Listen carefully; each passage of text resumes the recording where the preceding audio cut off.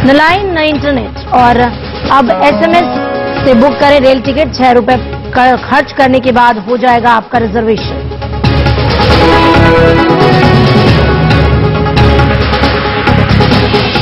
पहले ही मैच में वेस्टइंडीज से हारा भारत, 1 विकेट से मिली शिकस्त। अब 2 तारीख को होगा श्रीलंका से मुकाबला।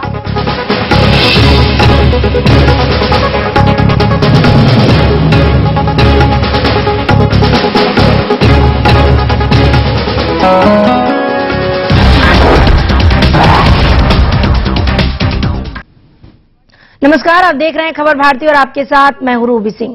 अगले 25 मिनटों में हम आपको दिखाएंगे देश और राज्य से जुड़ी 50 बड़ी खबरें। तो आइए शुरू करते हैं तेज खबरों का सिलसिला।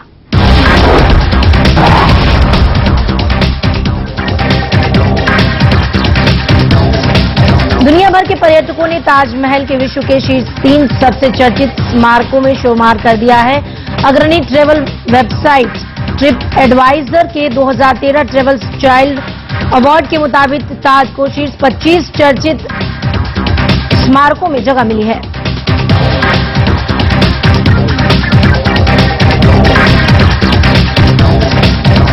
अब आपको रेल टिकट बुक कराने के लिए घंटों लाइन में खड़े होने की जरूरत नहीं होगी, क्योंकि ट्रेन में अब SMS के जरिए भी आरक्षित टिकटों की बुकिंग शुरू की गई है। हमारे संवाददाता अरुण भारद्वाज बता रहे हैं कि कैसे आप SMS के जरिए अपना टिकट बुक करा सकते हैं।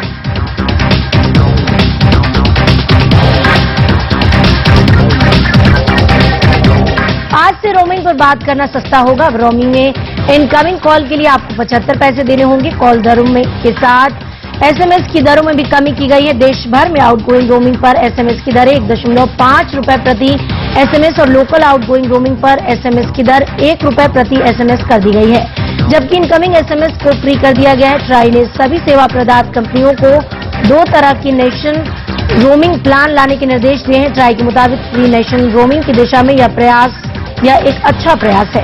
इस योजना का मकसद रोमिंग के दौरान कॉल की दरें कम करना है। एक और जहां राजनीतिक पार्टियां RTI कानून के दायरे में आने से बचने की कोशिश कर रही हैं, तो वहीं भारतीय कम्युनिस्ट पार्टी भाकपा ने RTI के तहत पूछे गए सवालों का जवाब देना शुरू कर दिया है और माकपा RTI के जवाब देने वाली देश की पहली पार्टी बन गई है। RTI कार्यकर्ता सुभाष चंद्र अग्रवाल की तरफ से फंड को लेकर पूछे गए सवाल पर जवाब देते हुए कहा कि वो RTI कानून के तहत नहीं आती और पार्टी को मिलने वाले फंड या अन्य प्रकार के स्रोतों की जानकारी निर्वाचन आयोग और आयकर अधिकारियों को नियमित अंतराल पर दी जाती है।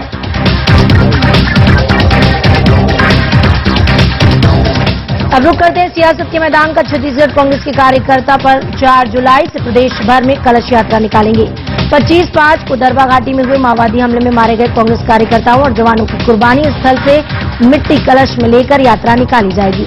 कांग्रेस की यात्रा राजिम से निकाली जाएगी।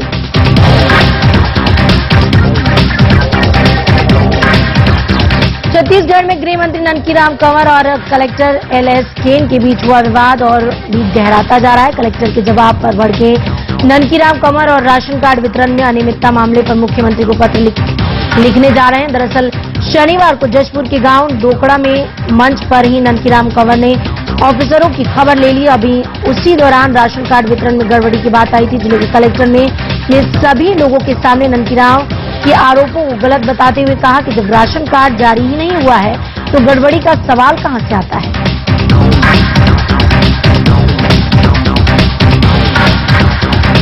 धार के प्रीतमपुरा औद्योगिक क्षेत्र में रविवार को प्रदेश बीजेपी अध्यक्ष नरेंद्र सिंह तोमर, प्रशांत झा और उमा भारती के नाम पर भड़क गए। मीडिया ने तोमर से पूछा कि प्रदेश में होने वाले विधानसभा चुनाव में उमा भारती और प्रभात झा की क्या भूमिका है। तो इस सवाल पर तोमर तिलमिला उठे। उन्होंने कहा कि अगर प्रभात झा और उमा भारती से ज्यादा प्यार है तो उन्हीं से जाकर ये सवाल किया जाए।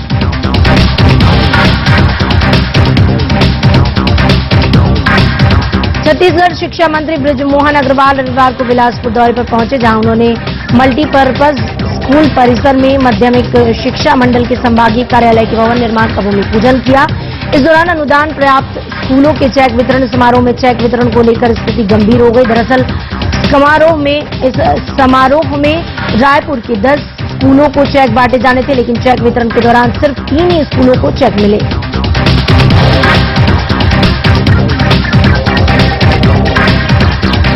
राजस्थान में विधानसभा